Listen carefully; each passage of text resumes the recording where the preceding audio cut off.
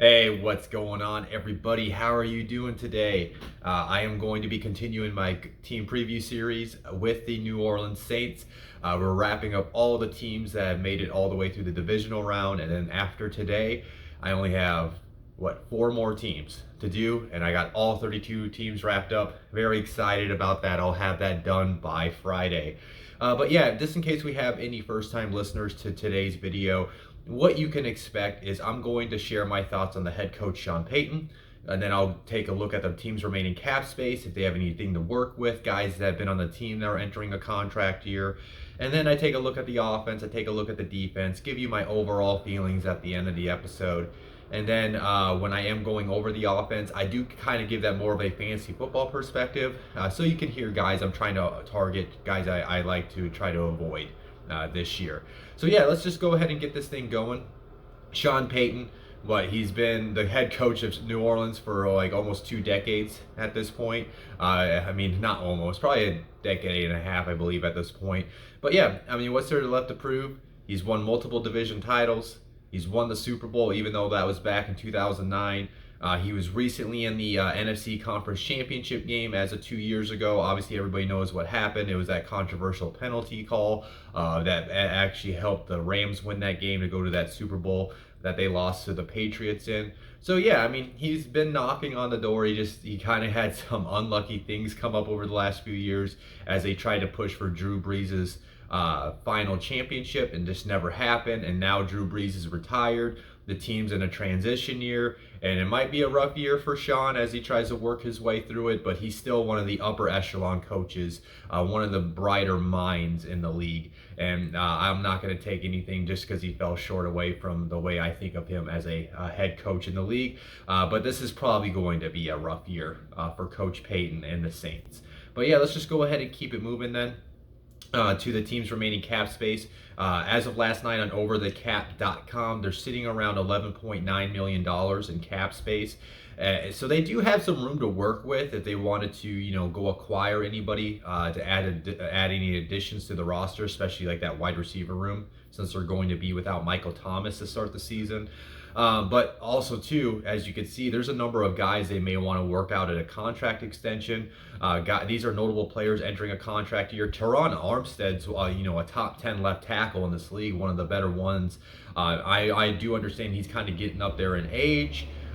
This is like a transition period for the Saints, but you think they may want to work something out with Armstead so they can keep him in their plans and keep that offensive line together. And I do apologize if you guys are hearing that.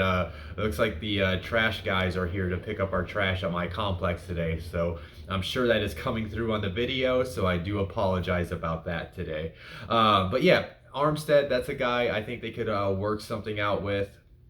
Potentially, unless he wants to maybe move on to another team to go try to chase a championship next year. Marshawn Lattimore is the more interesting one to me because they gave him a contract extension, and then a lot of these contracts got added voidable years this year as they are trying to work away around the salary cap issues because of the pandemic.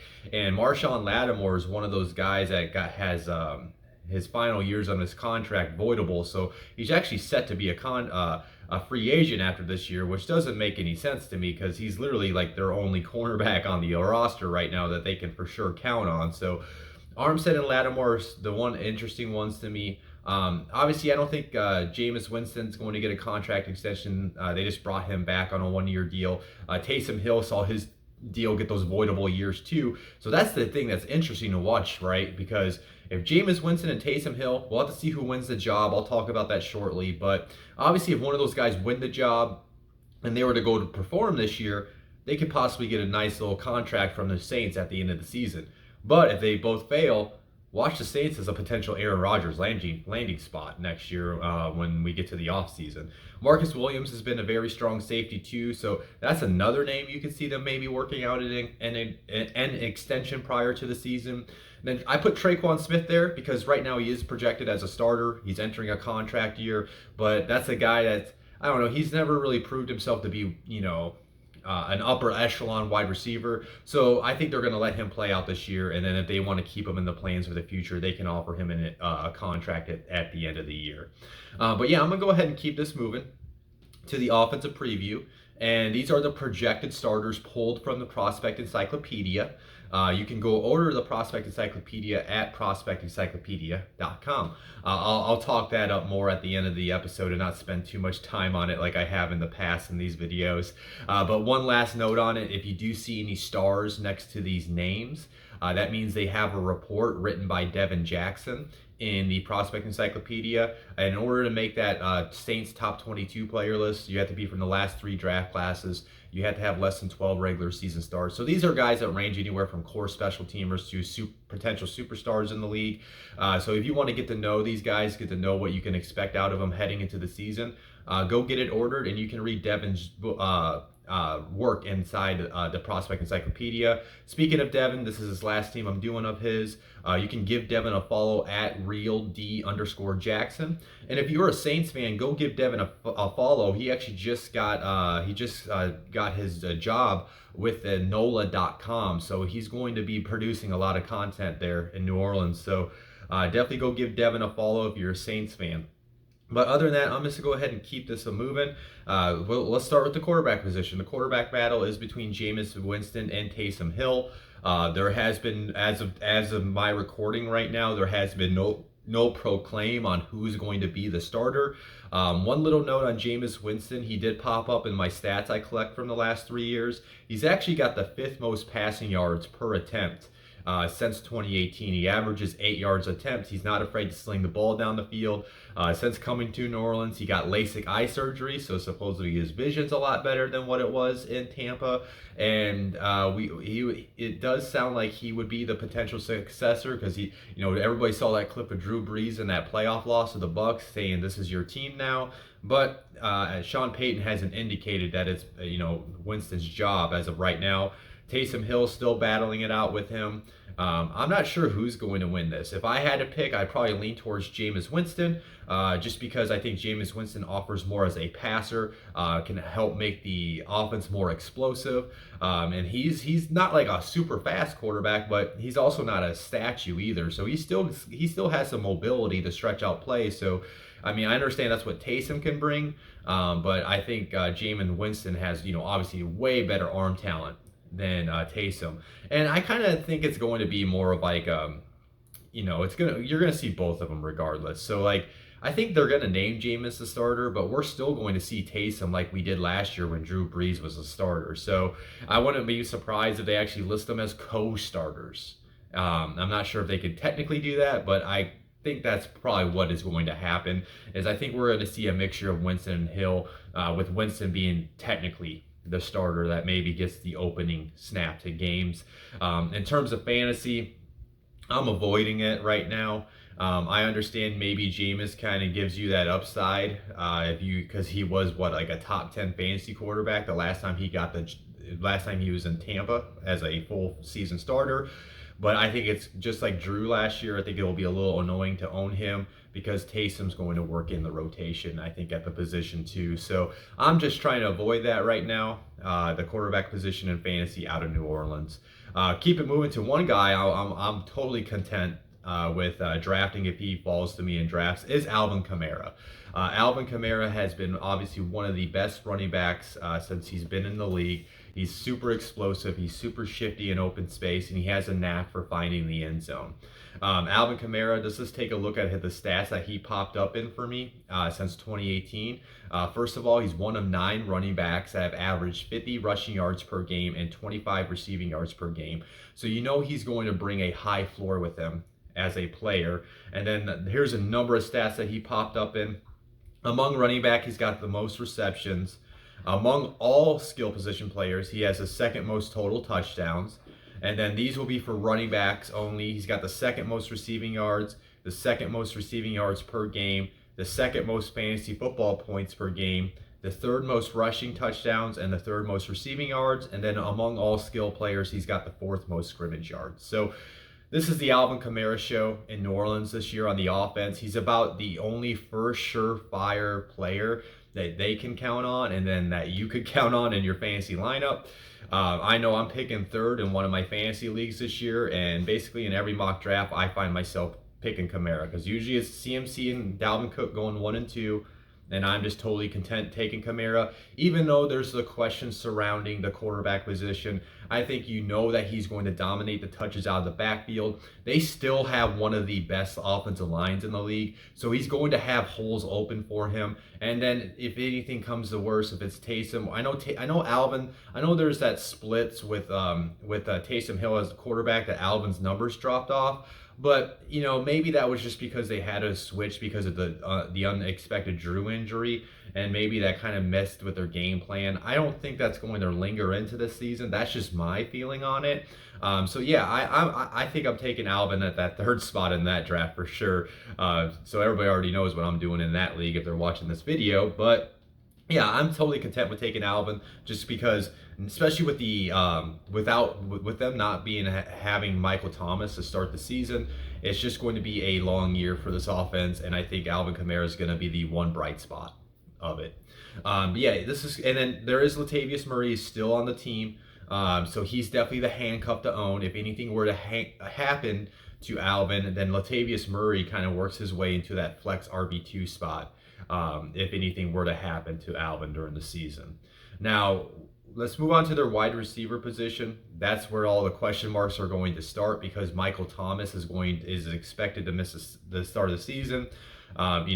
Quick reminder, if anybody's like, why, if they haven't been paying attention, he was supposed to have ankle surgery like earlier in the season. It sounds like he and the coaching staff were not communicating at all, more on his side than the coaching staff. Sounds like he elected to have the surgery in June or beginning of July, which is causing him to force to miss the start of the season. I know there's talks like, oh, they might trade him, though that contract's basically untradeable at this point, and they have to probably at least wait till after the season. And even then, I'm not a salary cap expert, but me looking at it, they might have to wait until even after next year. Sounds like him and Sean Payton met together and they've tried to reconcile the relationship. So, but we don't really know. I tried to look into it last night. Most people expect him to maybe miss at least September, maybe parts of October.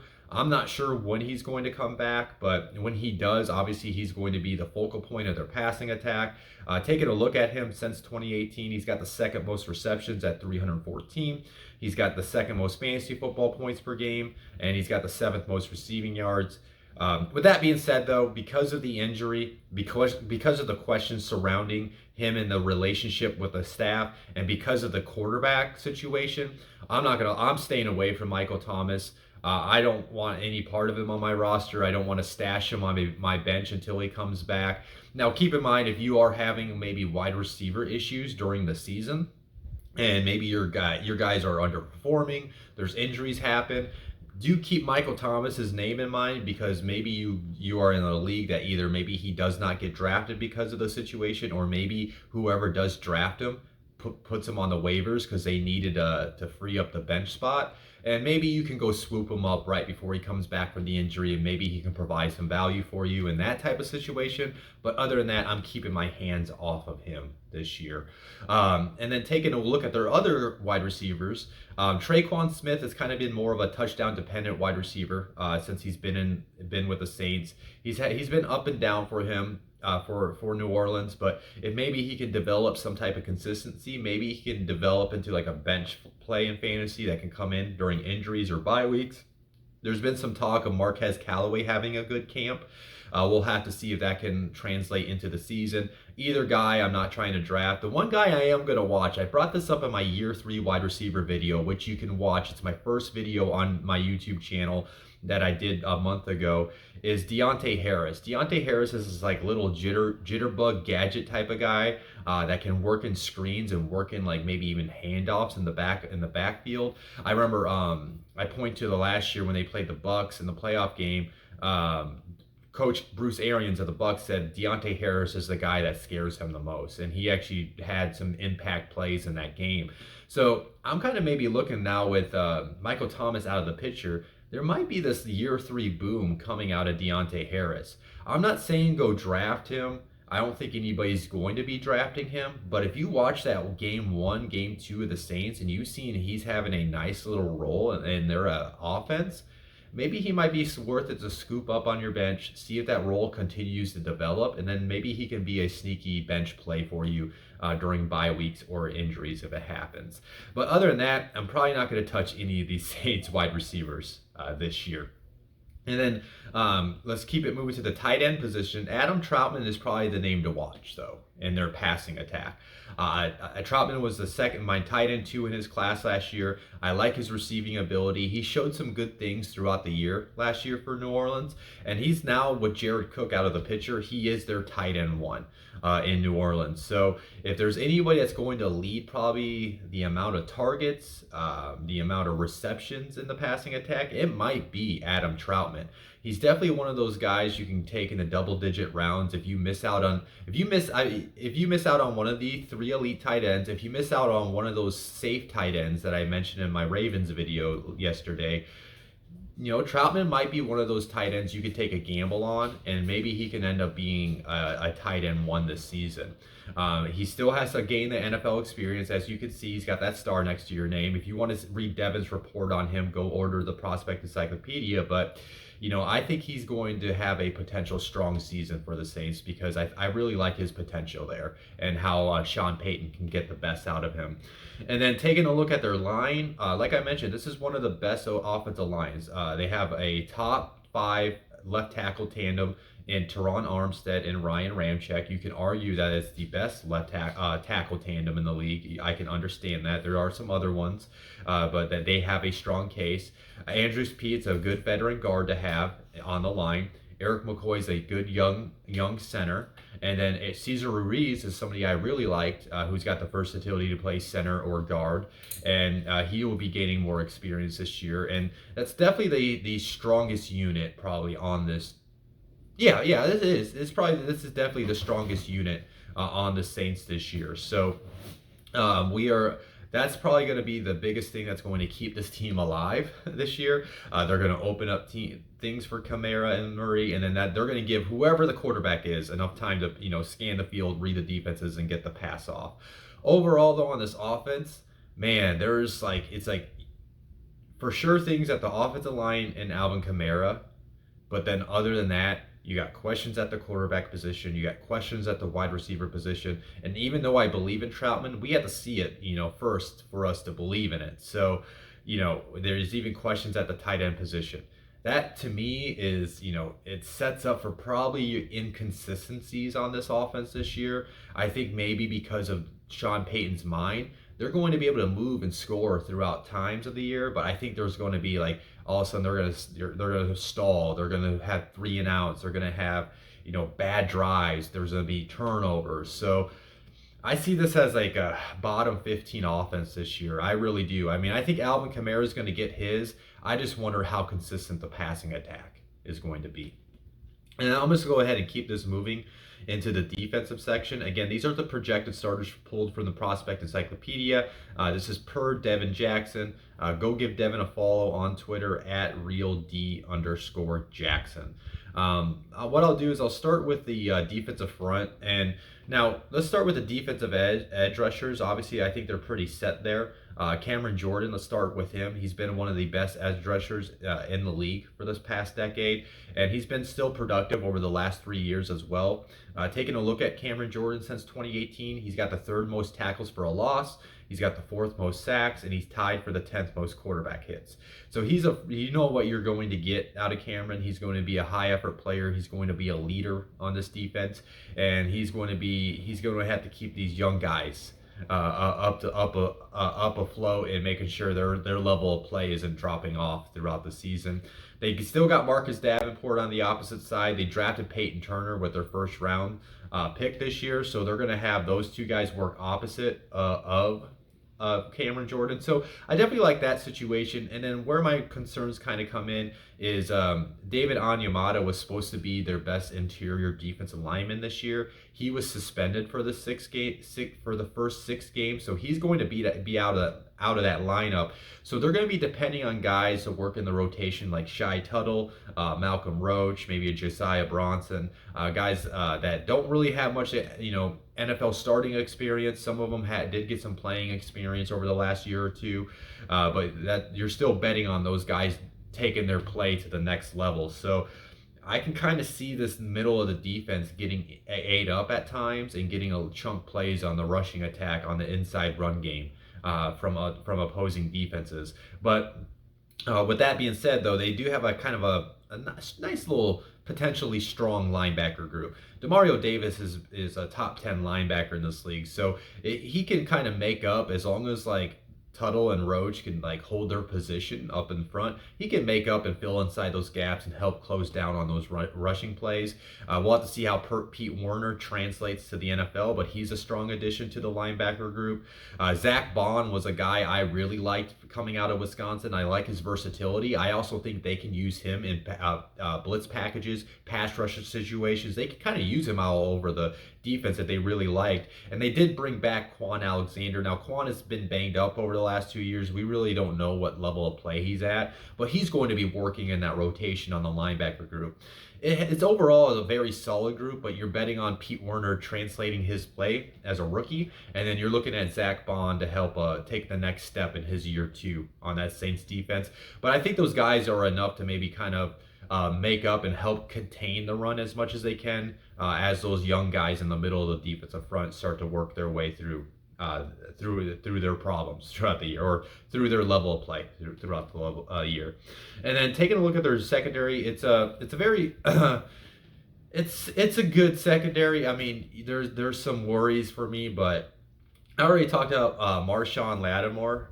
He is definitely their best cornerback. He will be their lockdown guy. He will be covering their number 1 wide receivers, and I don't expect that to change. They're going to be really dependent on him, because if he can at least be the guy that can shut down their wide receiver 1, they can kind of shift coverage and focus and maybe a group effort on covering the rest of the field. Marcus Williams and Malcolm Jenkins, they make a solid safety tandem. I'm not really too worried about Marcus. I think he's going to have a strong year, but I wonder where Malcolm is right now, because he is up there in age. Has he maybe lost a step? Is that going to hurt the defense this year? But I think with him being a veteran with a lot of experience, he's going to be able to put himself in position to make plays. Chauncey Gardner-Johnson is one of my favorite players. I love watching him play the game. He's been one of my draft hits as far as from the scouting I've done over these last 4 years. And I think he's going to continue his play and be one of the better nickel backs in the league. He's going to get in people's faces. He's sticky in coverage, and he's going to upset players as we've seen in the past, and they'll end up taking a swing on him. And then where I get worried, though, with the secondary is the opposite side of Marshawn Lattimore.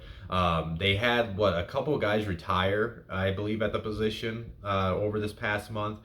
They got Paulson Adebo out of Stanford as the projected starter. He was once highly, looked like he was going to be a highly drafted corner in the draft, but his plays kind of dropped off. We'll have to see, though, if he's ready to go. I think I've been hearing, if I remember that right, I think he's been having a strong camp.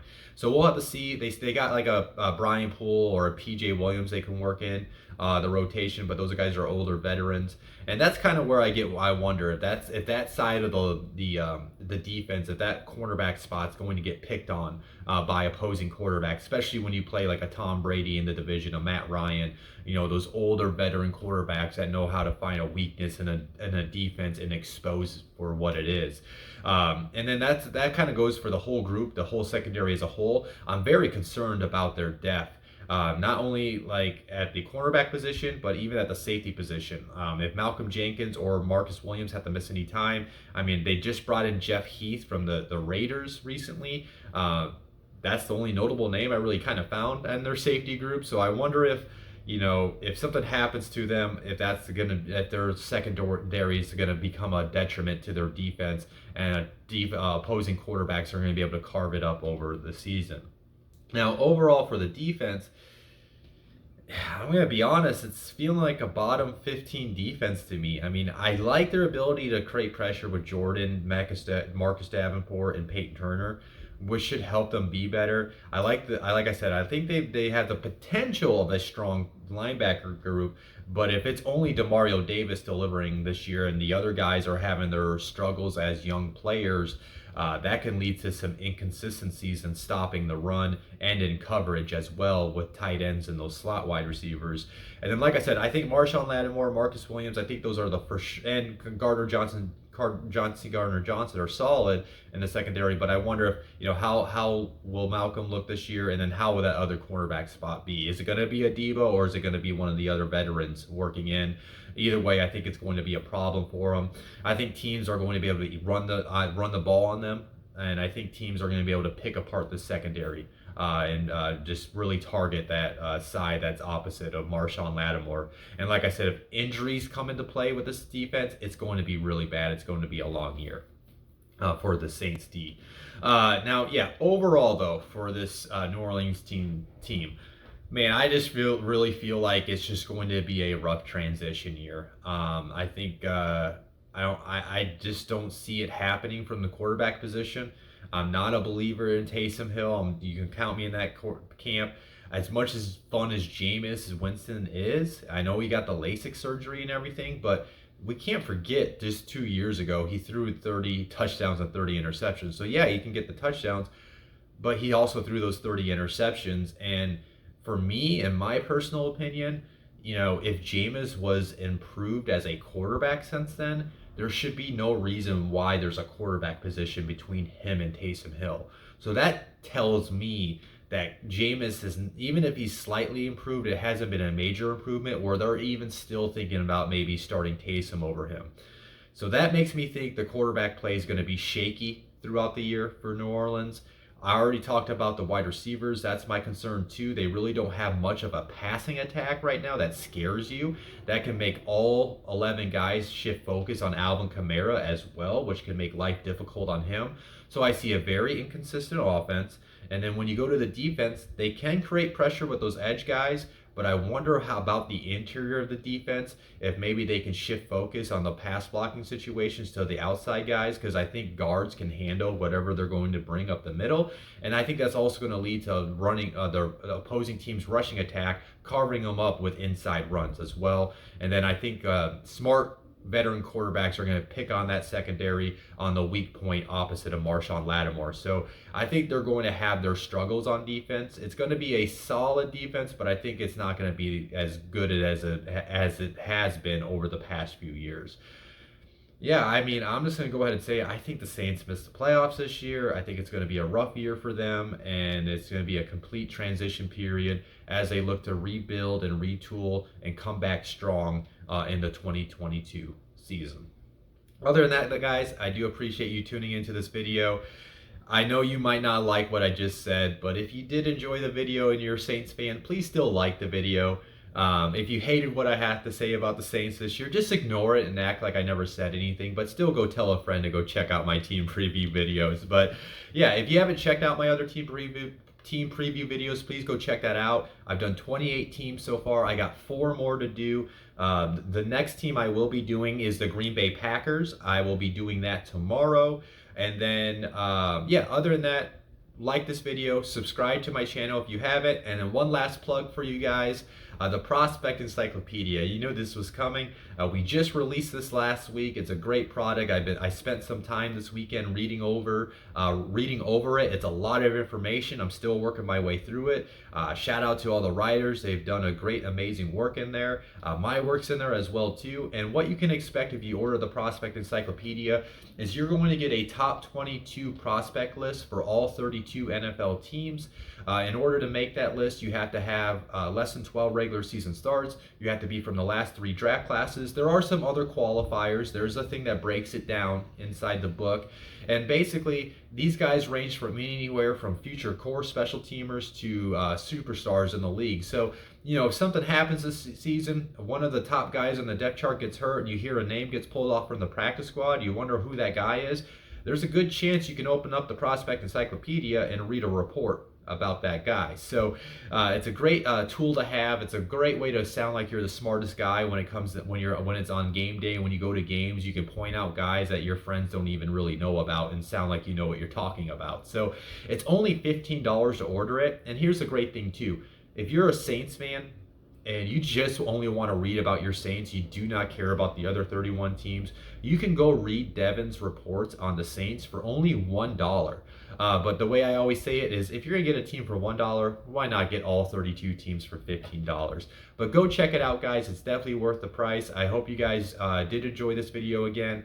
Go buy the Prospect Encyclopedia. I will see you when I do the Packers video.